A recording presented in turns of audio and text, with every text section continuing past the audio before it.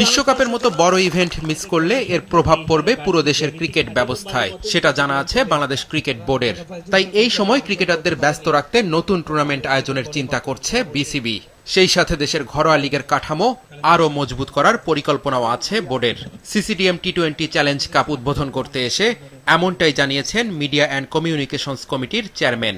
এটা still on process, cricket operation সেটা নিয়ে কাজ করছে, বিভিন্ন কম্বিনেশন তারা ট্রাই করছেন।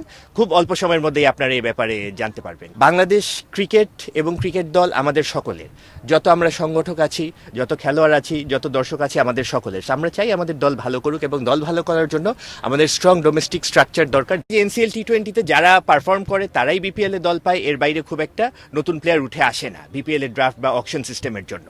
তো এবার যেই রিজনেই হোক না কেন, আমরা কিন্তু ফার্স্ট ডিভিশনাল ক্রিকেটার যারা আছেন, ফার্স্ট এবং সেকেন্ড ডিভিশনের যারা ক্রিকেটার, ওদেরকে আমরা সুযোগটা দিয়েছি।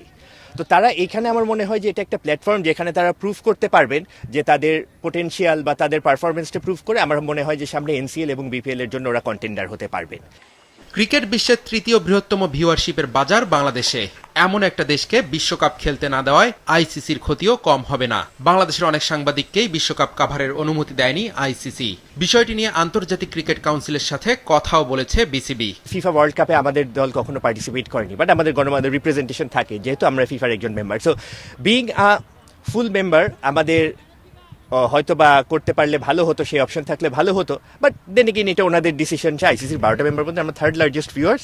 সো আমাদের দেশ না খেললেও কিন্তু বিশ্বকাপ কিন্তু হচ্ছে এবং আমাদের গণমাধ্যম কর্মীরা হয়তো সেটা আমাদের দর্শকদের কাছে উপস্থাপন করতে পারে। আমরা ব্যাখ্যা জানতে চাওয়া হয়েছে যে এই ব্যাপারে, ওইটা আপনারা জানেন যে ইন্টারনাল এবং কনফিডেন্সিয়াল বিষয়, বাট টু সামারাইজ দ্যাট আমরা জানতে চেয়েছি বিষয়টা।